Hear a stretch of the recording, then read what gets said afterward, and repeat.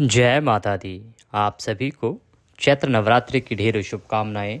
आज के इस वीडियो में हम बात करेंगे चैत्र नवरात्रि पर आप त्रिवेणी कुंभ से लाए हुए जल से किस प्रकार से माता रानी को प्रसन्न करें।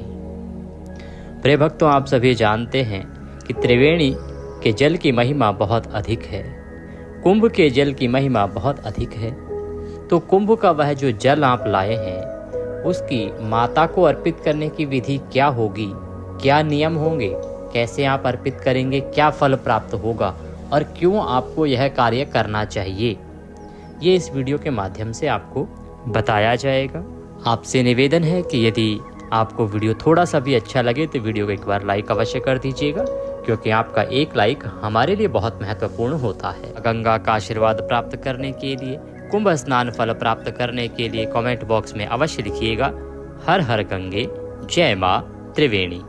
माँ गंगा अवश्य प्रसन्न होंगी और उनके आशीर्वाद से, त्रिवेणी माता के आशीर्वाद से आपके जीवन के सभी पाप धुल जाएंगे और आपके जीवन में दिनों दिन उन्नति ही उन्नति होगी। आप देख रहे हैं देवभूमि ज्योतिष संस्थान का प्रतिष्ठित यूट्यूब चैनल देवभूमि धार्मिक। यहाँ पर हम आपको सभी प्रकार के व्रत और त्योहारों की जानकारी देते हैं, सभी कथाएं सुनाते हैं कि कौन सी कथा कब सुननी चाहिए, कौन सा व्रत कब है, कैसे करना चाहिए, क्या विधि है, क्या उपाय है।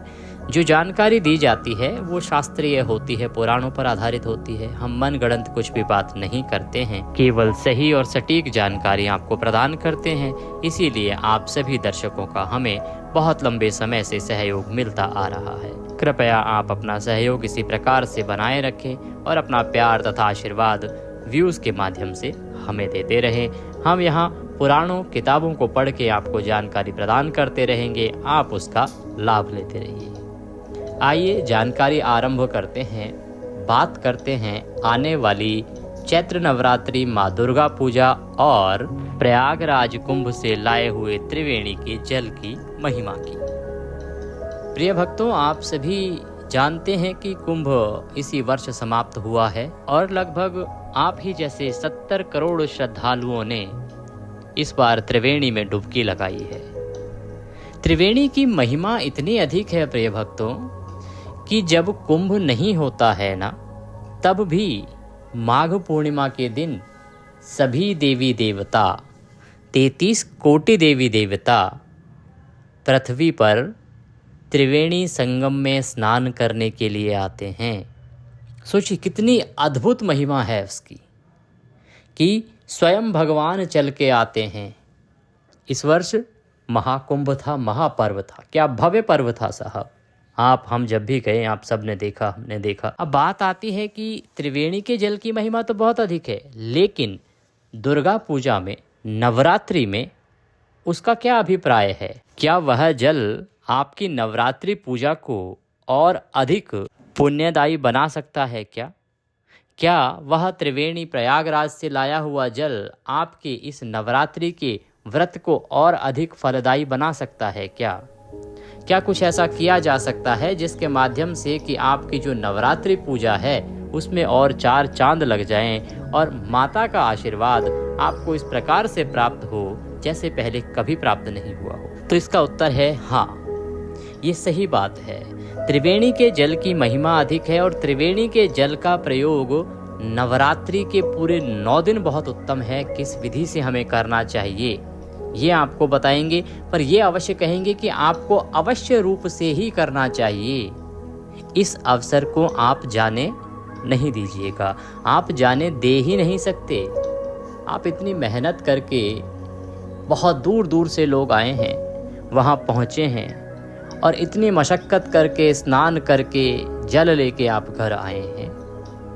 वो बहुत मेहनत का जल है, वो साधारण देखिए, वो दिव्य जल तो है ही, क्योंकि संगम का जल है, त्रिवेणी का जल है, माँ गंगा का जल है, परंतु उसके साथ आपकी मेहनत और आपकी भावना जुड़ी हुई है। जहाँ मनुष्य की मेहनत और भावना जुड़ जाती है वहाँ उस पवित्र जल की महिमा और अधिक बढ़ जाती है। आजकल तो जल साहब बाजार में मिल जाता है, त्रिवेणी का जल, गंगा जल सब बाजार में पैकेट में पैक होके आते हैं, परंतु उसका वो फल नहीं है जो आप स्वयं लेके आए हो, उसका प्राप्त होगा आपको। क्योंकि उस जल के साथ आपकी मानसिक पूजा जुड़ी हुई है, शारीरिक पूजा जुड़ी हुई है, उस जल के साथ आपकी मेहनत जुड़ी हुई है, वो भाव जुड़ा हुआ है जिस भाव से आप अनेकों कठिनाइयों वाले सफ़र को भी पार कर गए। क्योंकि उस समय बहुत लोगों को ना ट्रेन मिल रही थी, ना बस मिल रही थी, ना रास्ते में जगह थी, लंबा लंबा जाम था, बहुत इंतज़ार था। सरकार ने बहुत प्रयास किया लेकिन भीड़ इतनी अधिक थी तो कुछ ना कुछ तो परेशानियां होनी ही हैं। उसके बाद भी आप पूरी श्रद्धा के साथ डटे रहे और वह जल लेके आए, तब उसकी महिमा और अधिक बढ़ जाती है। अब सवाल आता है कि नव दुर्गा या नवरात्रि के 9 दिन में उसका प्रयोग कैसे करना चाहिए और कितना अधिक फलदायी रहेगा और क्यों फलदायी रहेगा। तो प्रिय दर्शकों, इसको आप इस प्रकार से समझिए कि भक्तगण कावड़ लेने के लिए जाते हैं गंगा जी पर और गंगा से जल लेकर भगवान भोलेनाथ को अर्पित करते हैं। वो गंगा जी के जल से उनको पुण्य प्राप्त नहीं होता, जिस श्रद्धा और भाव से वो गए हैं जल लेने के लिए। और जब आप उस गंगा जल को अर्पित करेंगे तो उससे आपको पुण्य प्राप्त होता है। अन्यथा कावड़ लेने जाने की क्या आवश्यकता है, केवल जल ही चढ़ाना है गंगा जल, तो आप बाजार से ले आइए, आप चढ़ा दीजिए। नहीं, जो भाव होता है ना मनुष्य का, जिस भाव से वह परिश्रम करके जाता है, उस परिश्रम से प्रभु प्रसन्न होते हैं। आप इसका उदाहरण पुरानी तपस्याओं से देखिए। तपस्याएं हुआ करती थी, बड़े बड़े लोग तपस्या करते थे, यहाँ तक कि राक्षसों ने भी तपस्याएं की, भगवान उनसे भी प्रसन्न हुए। क्योंकि भगवान ये देखते हैं कि आप कितना त्याग कर रहे हैं, आप कितना परिश्रम कर रहे हैं भगवान की कृपा प्राप्त करने के लिए। जब भी आप भगवत कृपा प्राप्त करने के लिए परिश्रम करेंगे, प्रभु अवश्य ही प्रसन्न होंगे। अब इतने भक्ति भाव से इतना परिश्रम करके आप ये जल लाए हैं और अब जब आप इसको अर्पित करेंगे तो ये उतना ही अधिक पुण्यदायी होगा जितना कि भक्त पैदल चलकर कावड़ लाकर भगवान को चढ़ाते हैं तो उन्हें पुण्य फल प्राप्त होता है। अब सवाल आता है कि माँ दुर्गा को क्यों अर्पित किया जाए? अरे साहब, अभी तो बताया, पुराणों में वर्णित है कि सभी देवी देवता त्रिवेणी पर स्वयं स्नान करने के लिए आते हैं। इतनी अधिक महिमा है। जब देवता स्वयं आते हैं, यदि उनके भक्त उन्हें बैठे बिठाए स्नान कराएंगे तो सोचिए ना, कितनी अधिक भव्यता बढ़ जाएगी, कितना अधिक पुण्यदायी रहेगा ये, कितनी अधिक प्रसन्नता बढ़ेगी माँ देवी की कि मेरे भक्त मुझे यहाँ बैठे हुए साक्षात त्रिवेणी जल से स्नान करा रहे हैं। तो इसमें पुराणों में जो वर्णन मिलता है उसके अनुसार हम आपको ये जानकारी प्रदान कर रहे हैं कि आप इस जल को निश्चित रूप से नवरात्रि में माँ दुर्गा को अर्पित करें। अब आरंभ करते हैं कि आप कैसे अर्पित करेंगे, कब कब अर्पित करेंगे और इसके साथ आपको कुछ मिलाना है या नहीं मिलाना है। देखिए, चैत्र मास की जो नवरात्रि है 2025 में वो शुरू हो रही है 30 मार्च से। 30 मार्च को प्रतिपदा है। नवरात्रि आरंभ होती है चैत्र मास के शुक्ल पक्ष की प्रतिपदा तिथि से। 29 को अमावस्या है और अमावस्या शनिश्चरी अमावस्या है, उसको लेके हमने एक विशेष वीडियो आपके लिए बनाया था। आशा करते हैं वह आपके लिए लाभप्रद रहा होगा, जिसमें हमने अमावस्या की शास्त्रीय विधि बताई थी। पुराणों में अमावस्या के बारे में क्या लिखा है, अमावस्या पर क्या करना चाहिए, क्या नहीं करना चाहिए। तो नवरात्रि का जो पहला नवरात्रि की प्रतिपदा है ना, वो प्रतिपदा तिथि तो आरंभ हो जाएगी 29 मार्च के सायंकाल को, परंतु सूर्य के मुख से प्रतिपदा रहेगी 30 तारीख को, 30 मार्च को। इसीलिए पहला नवरात्रा 30 मार्च को है। 30 मार्च को प्रातः काल सूर्योदय के साथ ही शुभ मुहूर्त आरंभ हो जाएगा। 10:30 तक अच्छा मुहूर्त है। आप उसमें माता की चौकी स्थापित कर सकते हैं। कलश अगर स्थापित करना चाहते हैं तो कलश स्थापित कर सकते हैं। अखंड ज्योत यदि आप जलाना चाहते हैं तो अखंड ज्योत जला सकते हैं। और केवल माँ दुर्गा की पूजा करना चाहते हैं तो वह भी कर सकते हैं। देखिए, नवरात्रि का जो विधान है ना, वो बहुत अधिक है। ये इस पर निर्भर करता है कि आप क्या करना चाहते हैं। यदि आप चाहते हैं केवल माता की आराधना करना तो कोई आवश्यकता नहीं है कि आप कलश स्थापित करें, खेतड़ी जवारे बोएं और अखंड ज्योत जलाएं, तभी आपकी पूजा होगी। आप केवल माँ दुर्गा की पूजा 9 दिन कर सकते हैं, कोई दोष नहीं है, पुण्य उतना ही है। आप चाहें तो विधि विधान से कलश स्थापित कीजिए। कलश स्थापित करके अक्षत खिचड़ी बोइए, खिचड़ी बो के अखंड ज्योत जलाइए और फिर विधि विधान से माता के 9 रूपों की 9 दिन तक पूजा कीजिए।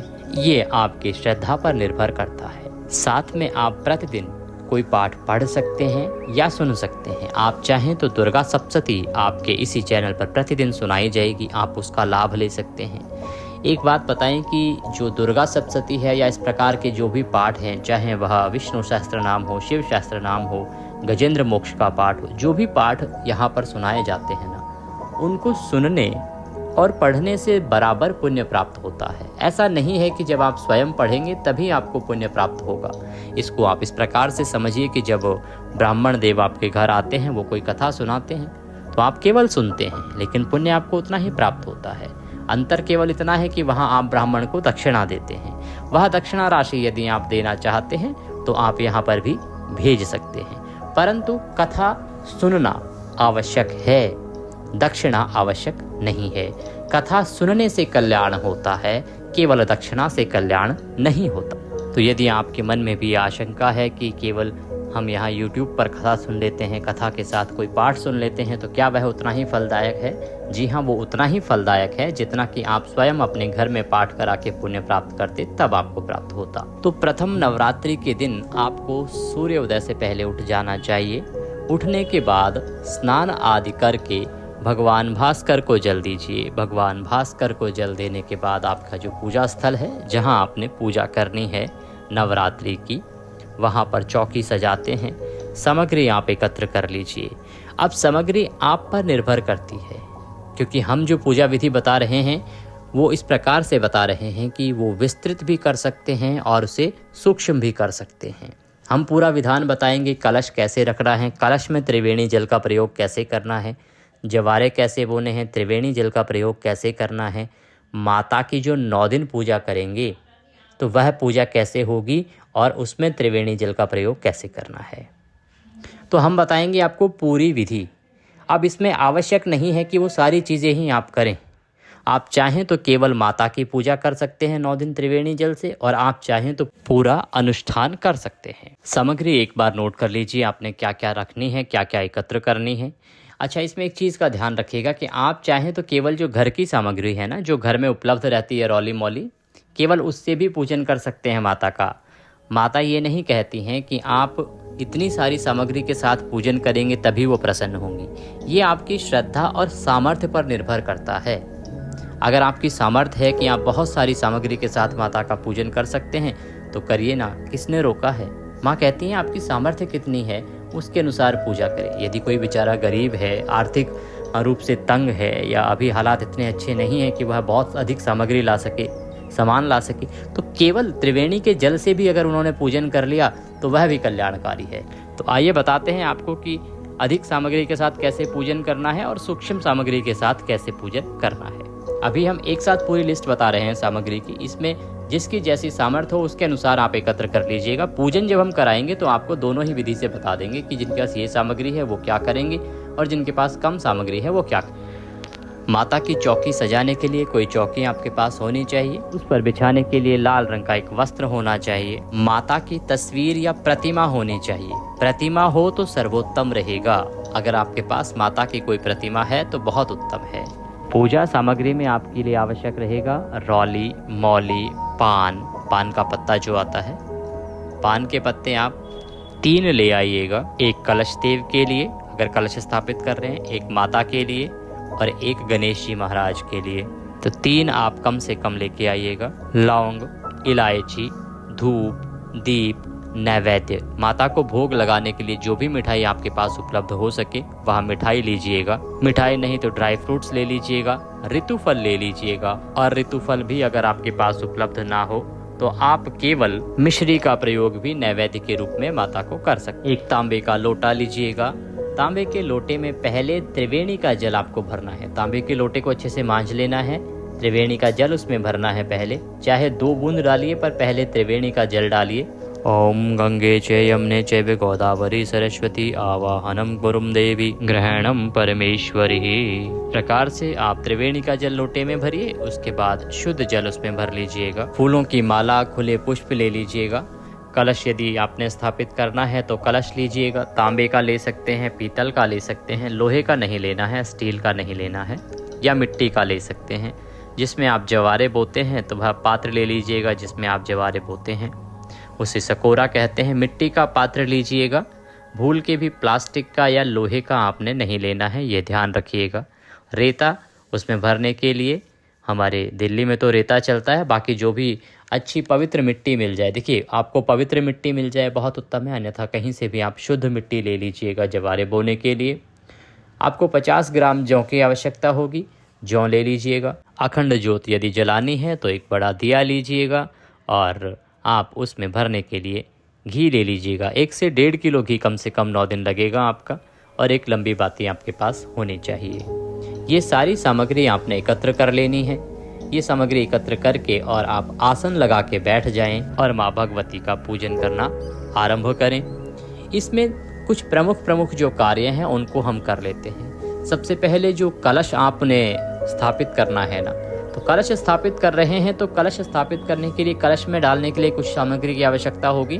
उसमें एक चांदी का सिक्का आपको डालना चाहिए। चांदी का सिक्का ना हो तो आप पीतल का या तांबे का डाल सकते हैं, परंतु जो ये सिक्का आता है ना, 1 रुपये का, 2 रुपये का, लोहे का सिक्का होता है एक प्रकार का, यह सिल्वर का होता है या स्टील का होता है, ये धातु के जो सिक्के हैं उनको ना प्रयोग कीजिएगा।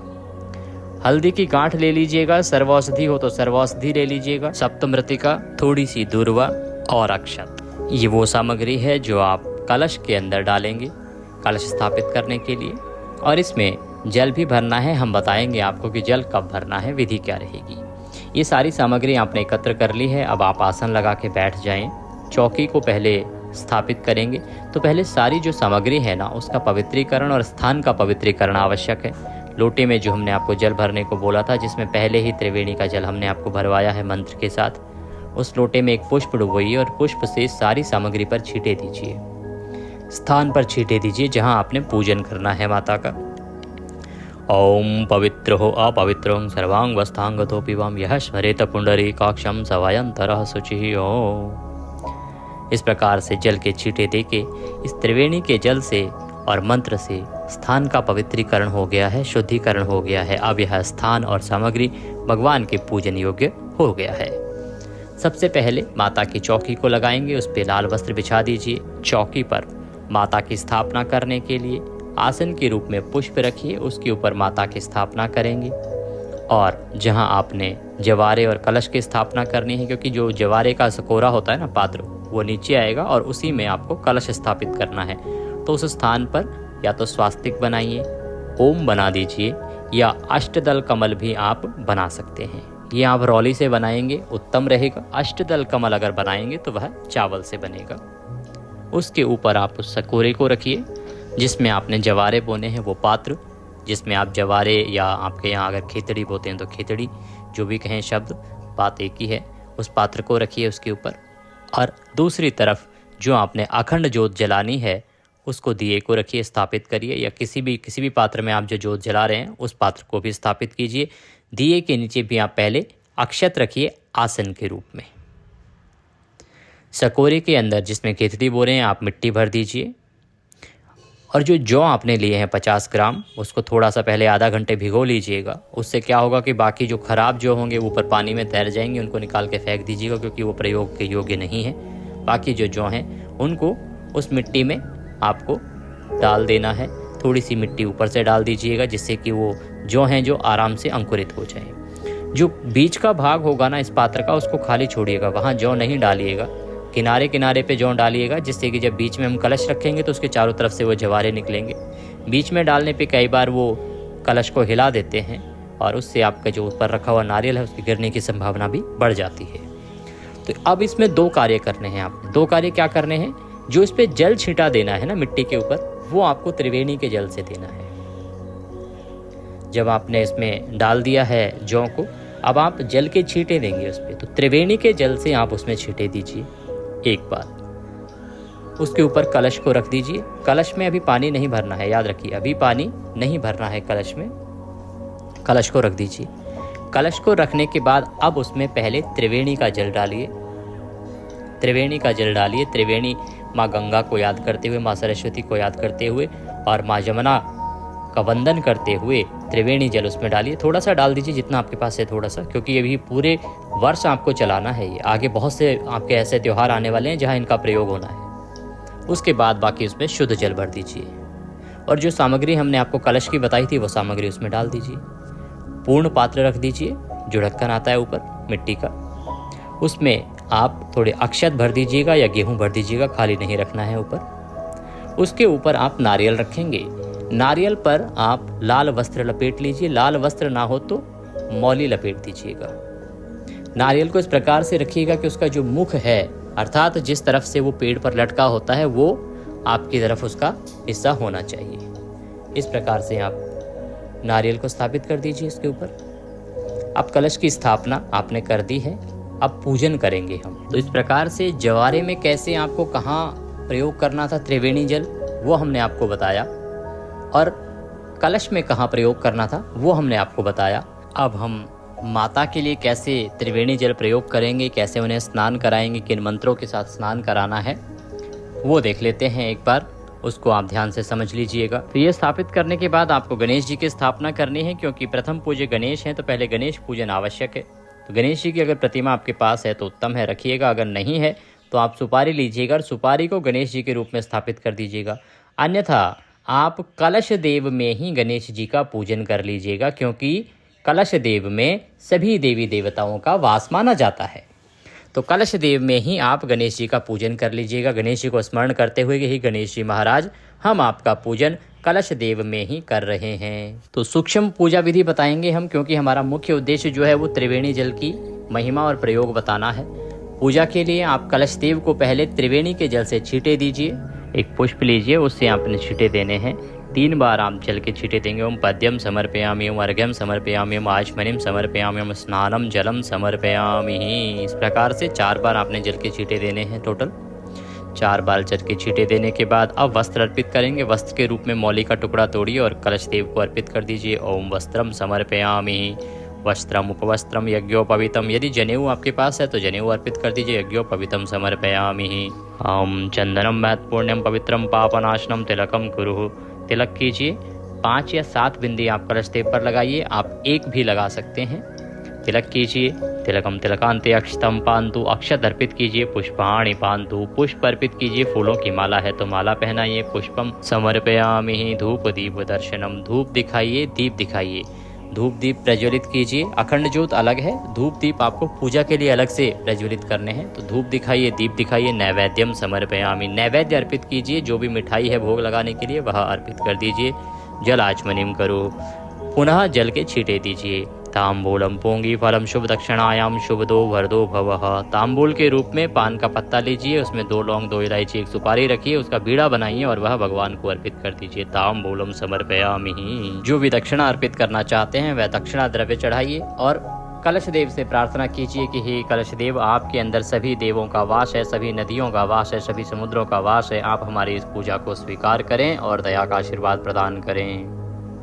इसके बाद अब हम आते हैं माता की पूजा पर। आपने जो अखंड ज्योत जलाई है उसको प्रज्वलित कर लीजिएगा और अखंड ज्योत को तिलक कीजिएगा, पुष्प अर्पित कीजिएगा, अक्षत अर्पित कीजिएगा, वस्त्र के रूप में मौली का टुकड़ा अर्पित कीजिएगा और प्रणाम कीजिएगा। तदोपरांत माता का पूजन आरंभ करेंगे। माता के पूजन के लिए सर्वप्रथम आपने माता को पद्य, अर्घ, आचमनी अर्पित करना है। तो सारी सामग्री अर्पित करने के लिए माता के सामने एक पात्र रख दीजिए, कोई कटोरी रख दीजिए और उसमें सारी सामग्री आप चढ़ाइएगा, जल चढ़ाइएगा, जिससे कि वह यहाँ वहाँ ना फैले।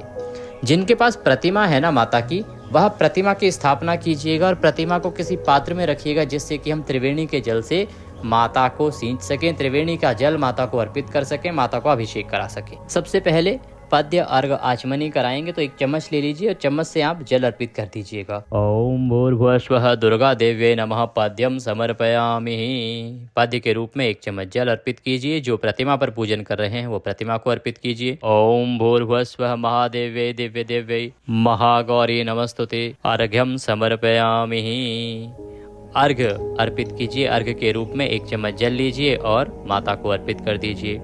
ओम भूर्भुवस्वः ओम महादेव्यै दिव्य देव्यै महागौरी नमस्तुते आचमनीम समर्पयामि।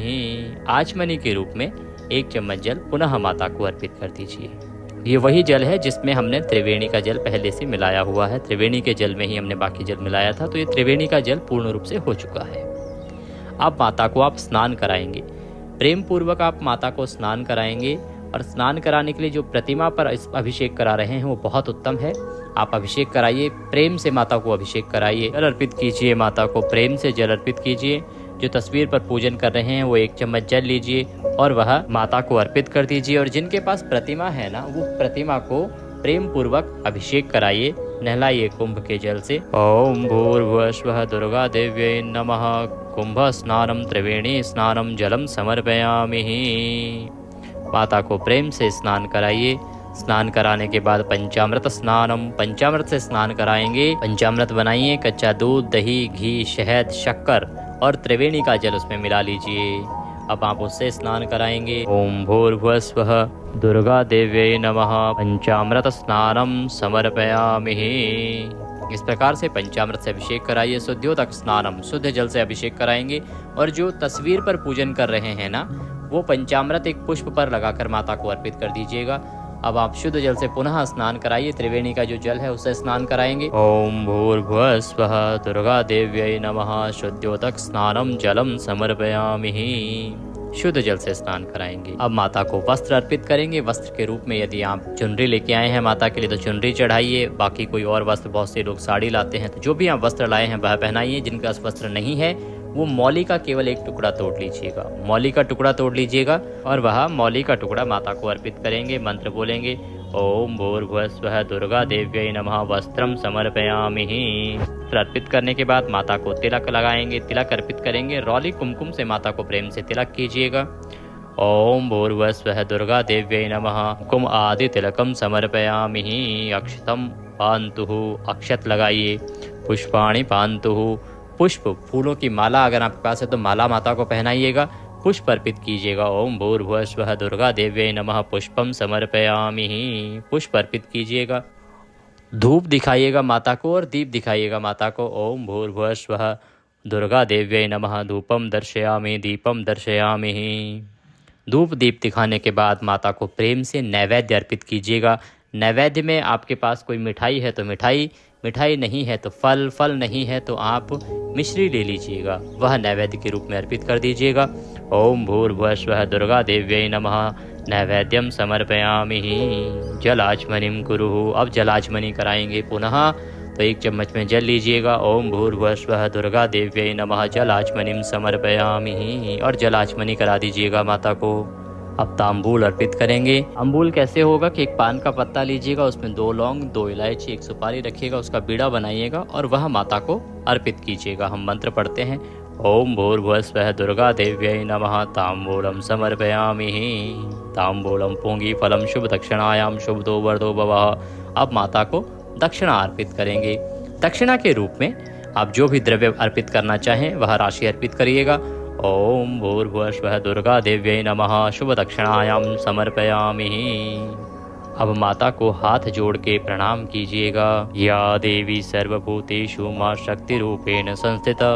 नमस्तस्यै नमस्तस्यै नमस्तस्यै नमो नमः। हे बातेश्वरी, हे माँ आदिशक्ति, हे जगदम्बा, हे जगदम्बिके, आप हमारी इस पूजा को स्वीकार करें और हम पर कृपा करें। हमारे परिवार पर सदा आशीर्वाद बनाए रखें। इन 9 दिनों में जैसी हमारी समझ है उसके अनुसार हम आपकी पूजा करेंगे। उसमें जाने अनजाने में यदि हमसे कोई गलती हो जाए तो माँ उसे क्षमा कीजिएगा और हमारी इस टूटी फूटी सेवा को स्वीकार कीजिएगा। इस प्रकार माता को निवेदन करके प्रणाम कीजिएगा। खड़े खड़े वहीं पर प्रदक्षिणा अर्थात परिक्रमा कर लीजिएगा। और इसके बाद आपका जो भी दैनिक पाठ आप करना चाहते हैं या सुनना चाहते हैं वो कीजिएगा। आप चाहें तो दुर्गा सप्तशती आपके इसी चैनल देवभूमि पर सुनाई जा रही है, आप उसको सुनिएगा। 9 दिन में पूरी दुर्गा सप्तशती सुनाई जाती है। इसके अतिरिक्त आप दुर्गा कवच सुन सकते हैं। चंडी कवच के नाम से भी जाना जाता है। ऐसा माना जाता है कि जो इसको कोई व्यक्ति पढ़ लेता है या सुन लेता है तो माँ सदा उसकी रक्षा करती हैं। ऐसा मनुष्य जो चंडी कवच सुनता है या पढ़ता है उस पर कभी विपदाएं नहीं आती, अकाल मृत्यु का वह ग्रास नहीं होता और उसकी सदा माँ रक्षा करती हैं, इसीलिए उसे रक्षा कवच कहते हैं। आप चंडी कवच सुन सकते हैं, दुर्गा सप्तशती सुन सकते हैं, कीलक सुन सकते हैं। ऐसे बहुत से स्तोत्र हैं जो हमने अपने चैनल पर पहले से अपलोड किए हैं। तो आप कोई एक नियम बनाइए और 9 दिन तक उसे अवश्य सुनिएगा। प्रतिदिन अब आपने त्रिवेणी के जल से माता की पूजा करनी है। विधि हमने आपको बता दी है। प्रत्येक दिन की कौन सी विधि रहेगी वो हम आपको प्रत्येक वीडियो में बताएंगे। प्रतिदिन हम आपको, क्योंकि माँ के प्रतिदिन अलग अलग रूप होंगे, 9 दिन में 9 रूपों की पूजा होती है, तो प्रत्येक रूप के अनुसार हम आपको बताएंगे कौन सा मंत्र रहेगा, क्या विधि रहेगी, क्या भोग रहेगा, क्या आपको रंग अर्पित करना है, क्या पुष्प अर्पित करना है। ये प्रत्येक 9 दिन की 9 देवियों के अलग अलग होते हैं और वह हम आपको बताएंगे। उसके अनुसार आप करते चले जाइएगा। माँ आदिशक्ति भवानी आप पर कृपा करेंगी, आपकी सभी मनोरथों को सिद्ध करेंगी। जो भी परेशानियां जीवन में चल रही हैं, माता की कृपा से वो अवश्य ही समाप्त हो जाएंगी। ये जानकारी कि आप किस प्रकार से 9 दिन तक माता के 9 रूपों का त्रिवेणी के जल से पूजन करेंगे, प्रथम दिन पूजन कैसे करेंगे, क्या विधि रहेगी, जानकारी यदि थोड़ी सी भी अच्छी लगी हो तो कृपया एक बार वीडियो को लाइक अवश्य कर दीजिएगा और कमेंट बॉक्स में अवश्य लिखिएगा जय माता दी या जय माँ गंगे, जय माँ त्रिवेणी। आपका कुंभ स्नान सफल होगा, माता प्रसन्न होंगी और आपके सभी मनोरथ सिद्ध होंगे। चैनल पर नए हैं तो सब्सक्राइब कर लीजिएगा, जिससे कि सभी शास्त्रीय जानकारियां आपको समय से और सही रूप से प्राप्त हो सकें। माँ सब पर कृपा करें। जय आदिशक्ति।